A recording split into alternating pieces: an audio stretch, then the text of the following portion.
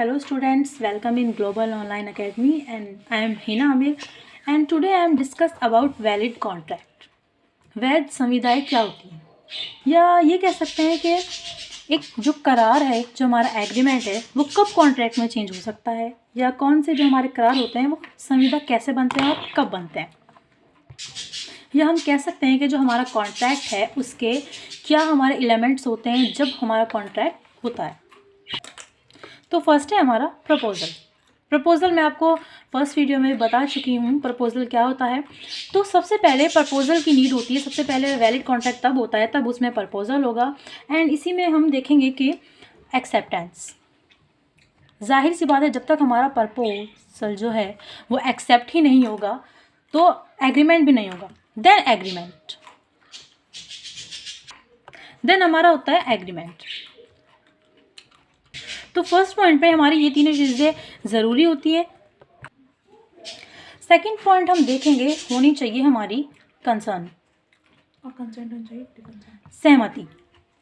जब सामने वाला सहमत होगा तभी तो हमारा जो प्रपोजल है वो एक्सेप्ट होगा, वो एग्रीमेंट बनेगा। एंड कंसेंट, ओनली कंसेंट नहीं होनी चाहिए, कंसेंट चाहिए हम। अगर हम अकॉर्डिंग टू सेक्शन बात करें तो सेक्शन 13 हमारा कहता है कि जो कंसर्न होनी चाहिए वैलिड कॉन्ट्रैक्ट के लिए। सेकंड जो हमारी कंसर्न है, हमारा सेक्शन 14 हमें ये कहता है कि जो हमारी कंसर्न है वो फ्री कंसर्न होनी चाहिए। अब फ्री कंसर्न कैसे होती है, तो फ्री कंसर्न वो होती है जिसमें सेक्शन 15, सेक्शन 16, 17, 18 एंड 20, 21, 22 ये इसमें प्रेजेंट नहीं होनी चाहिए। तो सेक्शन 15, 16, 17, 18, 20, 21 एंड 22 जब प्रेजेंट नहीं होंगे तब जाके होगा हमारा सेक्शन 14। इट मीन्स फ्री कंसमति उसकी लेंगे तो वो फ्री कंसेंट नहीं मानी जाएगी अगर उसमें सेक्शन 15 होगा। अब सेक्शन 15 हमारा जो परपीड़न है, परपीड़न होता है अगर हम किसी को धमका कर, डरा कर या कुछ भी ऐसा कर मतलब वो दिल से तो चाहता नहीं है लेकिन हमने उसके साथ ज़बरदस्ती की है तब हम उससे कंसेंट ले रहे हैं, तब हम उससे कॉन्ट्रैक्ट कर रहे हैं, तो वो फ्री कंसेंट नहीं होता। सेकेंड है हमारा सेक्शन जो है हमारा 16। सेक्शन 16 हमारा कहता है अगर अंडू इन्फ्लुएंस होगा, अगर असम्यक असर के थ्रू हम किसी की जो कंसेंट है वो लेंगे, उससे कॉन्ट्रैक्ट करेंगे, तब भी हमारा कॉन्ट्रैक्ट नहीं होगा। एंड अंडू इन्फ्लुएंस होता क्या, सपोज दैट किसी पे, तो अंडू इन्फ्लुएंस होता है जब किसी पर्सन के पास किसी सेकंड पर्सन के को कुछ उस पर शासन, इट मीन्स उसको मतलब कोई आदेश देने की उसके पास पावर होती है, या वो उसकी बात का एक तरह से हम कह सकते हैं उसकी बात वो टालता नहीं है। सपोज दैट मैं आपको एग्जांपल देता हूँ, एक टीचर है वो अपने स्टूडेंट से कहते हैं आप मेरे को अपना मोबाइल सेल कर दो, ओनली 20 रुपीज़, 50 रुपीज़, ऐसे थोड़ी ना होता है। लेकिन वो उसे वो डिनाई नहीं कर पा रहा, वो उसे मना नहीं कर पा रहा क्योंकि वो एक टीचर है, वो अपने एक टीचर की एक रिस्पेक्ट कर रहा है।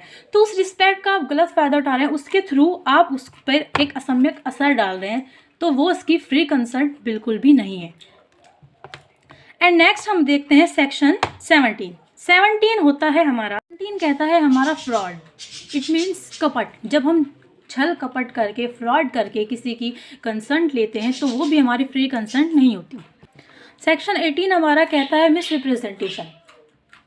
मिसरिप्रेजेंटेशन मतलब दुर्व्यवदेशन, या हम कह सकते हैं वो एक तरह से गलत प्रेजेंट करना किसी चीज़ को। इट मीन्स अगर मैं आपको बताऊं, मैं कोई चीज़ सेल कर रही हूँ, मैं कोई हाउस सेल कर रही हूँ या मैं मिल्क सेल करना चाहती हूँ, तो मैं किसी से बोलूँ कि ये बिल्कुल प्योर काऊ का जो मिल्क है और ये जो मेरा हाउस है ये बहुत अच्छा है एंड एकदम न्यू है, इसमें कोई प्रॉब्लम ही नहीं है।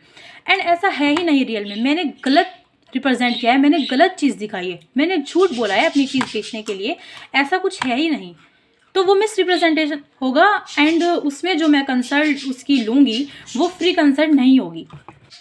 एंड सेक्शन 20 अगर मैं डिफाइन करूँ तो सेक्शन 20 होता है हमारा मिस्टेक। मिस्टेक भी हमारी 2 टाइप्स की होती है। First fact, mistake of fact, तथ्य की भूल। सेकेंड इज विधि की भूल, मिस्टेक ऑफ लॉ। तथ्य की भूल भी हमारी 2 टाइप्स की हो सकती है। फर्स्ट, जब हमारा जो पार्टी है कॉन्ट्रैक्ट करने में हमेशा 2 पार्टीज़ होती हैं। जब 1 पार्टी अगर मिस्टेक करती है तो वो कहलाती है यूनिलैटरल मिस्टेक। एंड सेकंड, अगर दोनों ही पार्टीज़ ने मिस्टेक की है कॉन्ट्रैक्ट करने में तब कहलाती है, एक की तरफ से अगर गलती होती है, एक पार्टी अगर गलती करती है तब जो हमारा कॉन्ट्रैक्ट होता है तब भी वैलिड ही रहता है। इसने मिस्टेक की है एंड अगर दोनों ही पार्टी ने मिस्टेक्स किए हैं तब हमारा कॉन्ट्रैक्ट वॉइड हो सकता है, तब हमारा कॉन्ट्रैक्ट वैलिड नहीं रहेगा। अब दोनों पार्टीज कैसे मिस्टेक कर सकते हैं, तो एग्जांपल के थ्रू अगर मैं बताऊं, अगर एक हॉर्स है और उसके ऊपर कॉन्ट्रैक्ट हो रहा है तो जो हॉर्स सेल कर रहा है तो उसे पता ही नहीं है उसका जो हॉर्स है उसे किसी ने चुरा लिया है या नेचुरली उसकी डेथ हो गई है, लेकिन एक जगह कॉन्ट्रैक्ट चल रहा है कि वो उसे सेल कर रहा है एंड दोनों में बीच में कॉन्ट्रैक्ट हुआ है कि वो उसका हॉर्स खरीदेगा। लेकिन अगर नेचुरली उसकी डेथ हो गई है या वो वहाँ पर है ही नहीं, कोई उसे ले गया है, तब दोनों की ही मिस्टेक है, क्योंकि ना ही बेचने वाले को पता है और ना ही खरीदने वाले को पता है कि वहाँ पर अब वो हॉर्स प्रेजेंट ही नहीं है, उस पर कोई कॉन्ट्रैक्ट हो ही नहीं सकता है। तब दोनों की मिस्टेक होगी और हमारा जो कॉन्ट्रैक्ट है वो वॉइड हो जाएगा।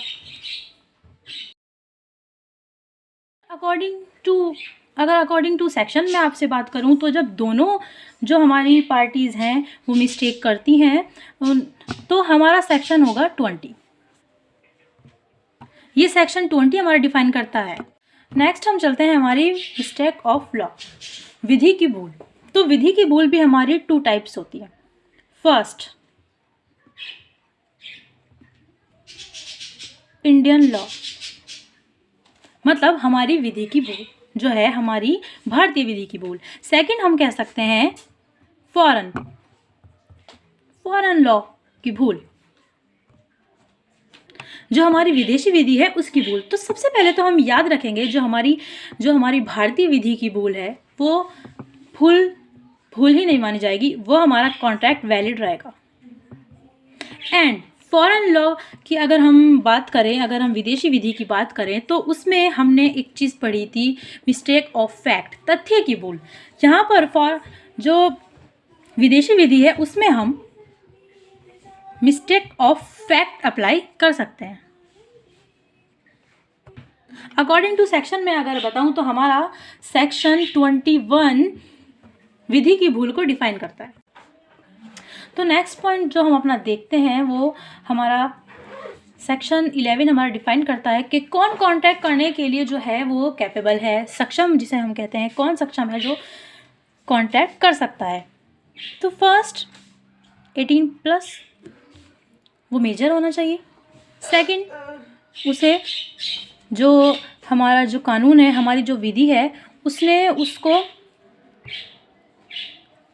कॉन्ट्रैक्ट करने के लिए इनवैलिड, उसको कोई विधि के विरुद्ध ना घोषित किया हो, उसे जो हमारा कानून है उसने डिस्क्वालीफाइड ही ना किया हो कि ये कॉन्ट्रैक्ट नहीं कर सकता। एंड थर्ड एंड इम्पॉर्टेंट, वो साउंड माइंड हो। अब साउंड माइंड क्या होता है ये डिफाइन करता है हमारा सेक्शन 12। साउंड माइंड कौन होगा, कौन जो है हमारा कॉन्ट्रैक्ट कर सकता। तो साउंड माइंड मतलब मीन्स वो अनसाउंड ना हो, इट मीन्स वो मेंटली डिस्टर्ब ना हो। वो सो स्टूडेंट्स, आज मैंने आपको बताया कि वैलिड कॉन्ट्रैक्ट कौन से होते हैं एंड इसको हम वैलिड कॉन्ट्रैक्ट बोल सकते हैं, और बोल सकते हैं कि हमारा जो करार है वो कब संविदा बनता है, कब वो संविदा में बदल जाता है। एंड हम इसको बेसिक एलिमेंट्स ऑफ कॉन्ट्रैक्ट भी कह सकते हैं। ये हमारी जो संविदा के हैं उसके आवश्यक तत्व हैं। एंड इन सबको जो डिफ़ाइन किया है वो डिफ़ाइन किया है हमारा भारतीय संविदा अधिनियम के धारा 10 में। तो सेक्शन 10 में ये सारे के सारे जो हमारे कॉन्ट्रैक्ट के एलिमेंट्स हैं ये उसमें डिफाइन किए